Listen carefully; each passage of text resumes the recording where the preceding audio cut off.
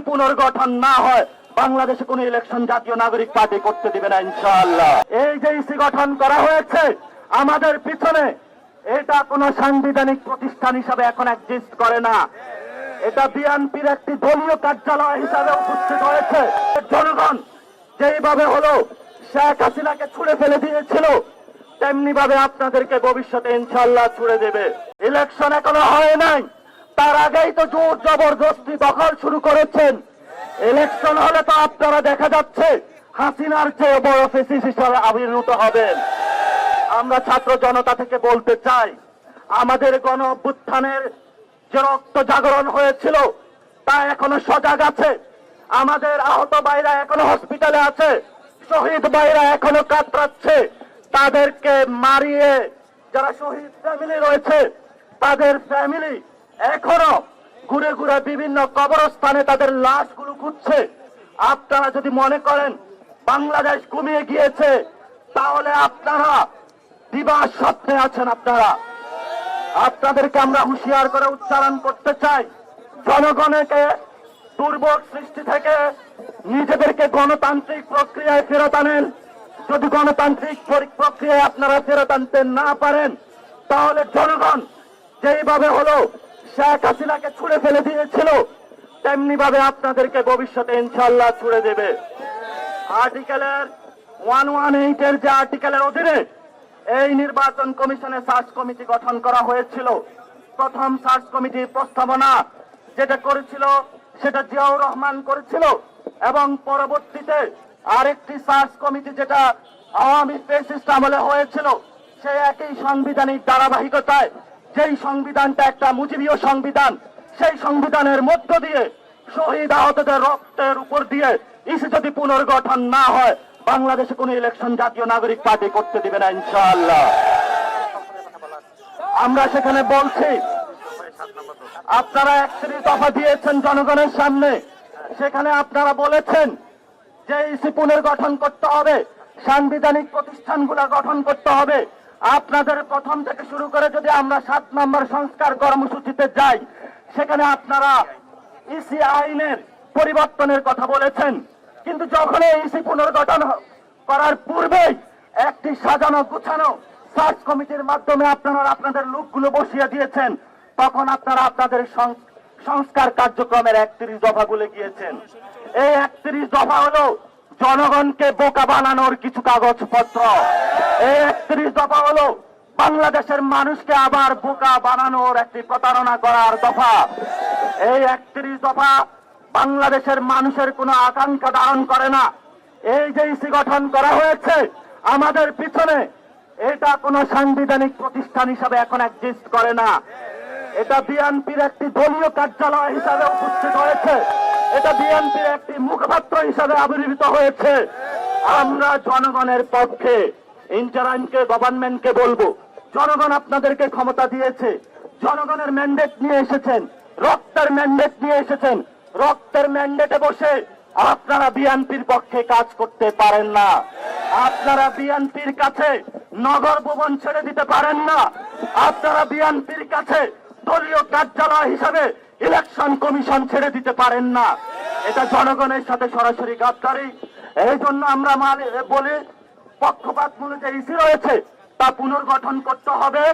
সংস্কার যে প্রস্তাবনা রয়েছে সেগুলোকে মান্য করে আইন পরিবর্তন করতে হবে এবং ইসি যদি পুনর্গঠনের পরে ইসির প্রথম টেস্ট হিসাবে সক্ষমতার পরিচয় হিসাবে আমরা জাতীয় নাগরিক পার্টির পক্ষ থেকে স্থানীয় ইলেকশনের আয়োজন করার জন্য ইন্টারিম গভর্নমেন্টকে আহ্বান জানাচ্ছি।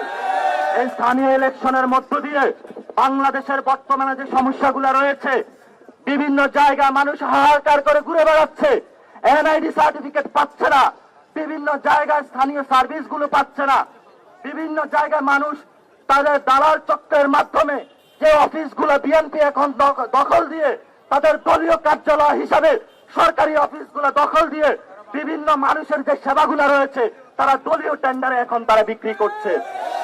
আমরা সরকারকে বলবো, জনগণের ট্যাক্সের টাকা আপনারা জনগণের অফিস আপনাদের হাতে তুলে নেন, বিএনপি থেকে দখল মুক্ত করুন, ইসিকে দখল মুক্ত করুন। যদি আপনারা না করতে পারেন তাহলে উপদেষ্টা প্যানেলে যারা বিএনপির রয়েছে তাদেরকে আপনারা দ্রুত গতিতে বের করে দেন। তারা বিভিন্ন রাজনৈতিক দলের ওইখানে বসে বসে এসি রুমে গণ অভ্যুত্থানের রক্তের উপরে বসে তাদের বিরুদ্ধে তারা এখন ষড়যন্ত্র করছে। কেউ করছে বিচারালয়ে, কেউ করছে অর্থ মন্ত্রণালয়ে, আর কেউ করছে শিক্ষা মন্ত্রণালয়ে।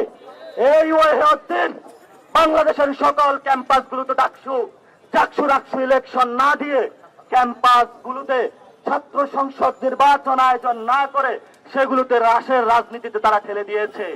আমরা দেখতে পাইছি আমাদের ভাই সাম্যকে রাতের আধারে হত্যা করা হয়েছে, এখনো তারা বিচার পায়নি। এর পূর্বে আপনারা দেখেছেন হলে হলে নির্যাতন করা হয়েছে, গুপ্ত করা হয়েছে, গুম করা হয়েছে, জাহাঙ্গীরনগরে হত্যা করা হয়েছে। এই বিএনপির লাশের রাজনীতি তারা শুরু করেছে। আমরা বাংলাদেশে কোনো লাশের রাজনীতি দেখতে চাই না। আমরা বাংলাদেশে শেখ হাসিনার কোনো অর্থনৈতিক ব্যবস্থা দেখতে চাই না। আওয়ামী লীগের যে ব্যবসা বাণিজ্য রয়েছে সেগুলো এখনো এক্সিস্ট করছে। তারা যারা বিএনপির দলীয় নেতা কর্মী রয়েছেন আমাদের একজন বক্তব্য দিয়েছেন, কুমিল্লাতে তারা সরজমিনে দেখেছেন আওয়ামী লীগের টাকায় বিএনপির দলীয় অফিস চলে। আওয়ামী লীগের টাকায় বিএনপি হলো নগর ভবন বন্ধ করে। আওয়ামী লীগের টাকায় তারা আজকে বড় বড় কথা বলে। আমরা গণ অভ্যুত্থানের পরে দেখেছি তারা বসুন্ধরা যারা ফ্যাসিস্ট শক্তির সহযোগী ছিল তাদের গাড়িতে করে ইন্ডিয়ার এজেন্ট বাস্তবায়ন করার জন্য বাংলাদেশে এসে কিভাবে করে জনতার উপর গাড়ি চালিয়ে আজকে তারা জনগণের উপরে বড় বড় কথা বলছে। সালাউদ্দিন ভাই, আপনি খুব ভদ্র সজ্জন লোক বলে আমরা জানতাম, কিন্তু আপনার যে বক্তব্য তা গণ অভ্যুত্থানের সাথে বিশ্বাসঘাতকতার শামিল। আমরা মনে করেছিলাম আপনি ইন্ডিয়াতে নিপীড়িত হয়েছেন, এখন দেখছি আপনি ইন্ডিয়াতে কোন প্রেসক্রিপশন নিয়ে বাংলাদেশের বিরুদ্ধে ষড়যন্ত্রে মেতে উঠেছেন। আমরা দেখেছি ইন্ডিয়া থেকে তারা বাংলাদেশে টাকা পাঠিয়ে আওয়ামী অর্থনীতির মাধ্যমে বিভিন্ন অফিস দখল করে জনগণের উপরে সন্ত্রাসবাদী কার্যক্রমের পথ বেছে নিয়েছে। আর এই সন্ত্রাসবাদী কার্যক্রম থেকে ফেরানোর জন্য, বাংলাদেশকে মুক্তির পথে নেওয়ার জন্য, বাংলাদেশের মানুষকে ভোটাধিকার ফিরিয়ে দেওয়ার জন্য, বাংলাদেশের মানুষকে গণতান্ত্রিক প্রক্রিয়ায় নেওয়ার জন্য, বাংলাদেশে লাশের রাজনীতি বন্ধ করার জন্য যে প্রক্রিয়া, সেই প্রক্রিয়ায় একটি, সেটি হলো ইলেকশন। কিন্তু আমরা সেখানে বলি যে জাতীয় ইলেকশনের আগে অবশ্যই স্থানীয় ইলেকশন দিতে হবে। স্থানীয় ইলেকশনের আগে জাতীয় কোনো ইলেকশন হবে না। এবং সবাইকে রাজপথে সজাগ দৃষ্টি থেকে বাংলাদেশের জনগণের পক্ষে আপনারা লোকসংখ্যায় কম বেশি হন, জুলাই গণ অভ্যুত্থানের রক্তের স্পিরিট নিয়ে বিভিন্ন জায়গায় আপনারা সজাগ দৃষ্টি রেখে বাংলাদেশের মানুষকে একটা ব্যানগার্ড হিসাবে জাতীয় নাগরিক পার্টির কর্মকর্তা এবং কর্মচারী যারা রয়েছেন তারা আপনারা কাজ করবেন। কারণ আপনাদের হাতে রয়েছে ভবিষ্যৎ বাংলাদেশের স্বপ্ন। আপনাদের হাত থেকে যদি বাংলাদেশ চলে যায় তাহলে সালাউদ্দিনের মতো যারা গ্যাং ভারত থেকে এসেছে তাদের হাত দিয়ে বাংলাদেশ ইন্ডিয়াতে চলে যাবে। কারণ আমরা বলি সালাউদ্দিন যে প্রেসক্রিপশন নিয়ে এসেছে সেই প্রেসক্রিপশনের মধ্যে দিয়ে তারা মুজিববাদী এখানে সংবিধান রাখতে চায়। আমরা যতদিন বেঁচে আছি ততদিন মুজিববাদী সংবিধান চলবে না। আমরা যতদিন বেঁচে আছি বাংলাদেশে গণপরিষদ কায়েম হবে। আমরা যতদিন বেঁচে আছি বাংলাদেশে জাতীয় ইলেকশনের আগে স্থানীয় ইলেকশন হবে। আমরা যতদিন বেঁচে আছি এইসি পুনর্গঠন করে ছাড়বো ইনশাআল্লাহ। পরিশেষে একটি কথা বলতে চাই, যেটা হলো আমরা কয়েকদিন আগে মাঠে নেমেছিলাম, আমাদের একটি দাবি আদায় হয়েছিল, আওয়ামী লীগ নিষিদ্ধ হয়েছে, কিন্তু আওয়ামী লীগের এই ইলেকশন কমিশন সংবিধান এখনো নিষিদ্ধ হয় নাই। আমরা সংবিধান পোড়ানো কর্মসূচিতে বাধ্য হব। বাংলাদেশে কোন সংবিধান, মুজিবীয় সংবিধান থাকবে না। আপনারা ছাত্ররা এর উদাহরণ অতীতে আছে, আপনারা সেগুলো দেখে নিবেন। যদি আপনাদের পড়াশোনার ঘাটতি থাকে আমরা যাই আপনাদেরকে পড়িয়ে দিব। এবং বাংলাদেশের ভবিষ্যতে আমরা সে আন্দোলনে বলেছিলাম জুলাই ঘোষণাপত্র 31 কার্য দিবসের মধ্যে সরকার বলেছিল দিবে। আমরা এখনো দিনক্ষণ কার্য দিবস গুলা গুনতেছি। আমরা সারা বাংলাদেশে জাতীয় নাগরিক পার্টির পক্ষ থেকে বিভিন্ন জুলাই গণ অভ্যুত্থানের যারা প্ল্যাটফর্ম রয়েছে সবাইকে ঐক্যবদ্ধভাবে মানুষের মুক্তির সনদ, গণ অভ্যুত্থানের রক্ষা কবচ, গণ অভ্যুত্থানের আহত যারা হয়েছেন, শহীদ যারা হয়েছেন তাদের নিরাপত্তার রক্ষা কবচ, বাংলাদেশের মানুষের আশা আকাঙ্ক্ষার প্রতীক এবং বাংলাদেশের ভোটাধিকার ফিরিয়ে দেওয়ার জন্য যে জুলাই ঘোষণাপত্র আমাদের সামনে আসবে, সেই জুলাই ঘোষণাপত্রের মাধ্যমে বাংলাদেশের যে আবহমান সমস্যাগুলো রয়েছে সেগুলো থেকে আমরা নিস্তার পাবো। আমাদেরকে আসিফ নজরুল বলেছিলেন, একবার মুলা দেখিয়েছিলেন ছাত্র জনতাকে উনি ঘোষণাপত্র দিবেন, কিন্তু উনি বিশ্বাসঘাতকতা করেছেন। এবার আবার এসে ঘোষণা দিয়েছেন, এবার আমরা সেকেন্ড বার বিশ্বাস করেছি। এবার যদি হেরফের হয়, আসিফ নজরুল বাংলাদেশে থাকবে কিনা আমরা জানি না। কারণ জনগণের সাথে অনেক গাদ্দারি হয়েছে, জনগণের রক্তের উপরে আপনি বেইমানি করেছেন। এই বেইমানি নিয়ে আপনি সরকারি অফিসার বসতে পারেন না। আমরা অপেক্ষা করছি, জুলাই ঘোষণাপত্র হবে, ইলেকশন কমিশন পুনর্গঠন হবে, স্থানীয় ইলেকশন হবে এবং একটি গণপরিষদ নির্বাচন হবে।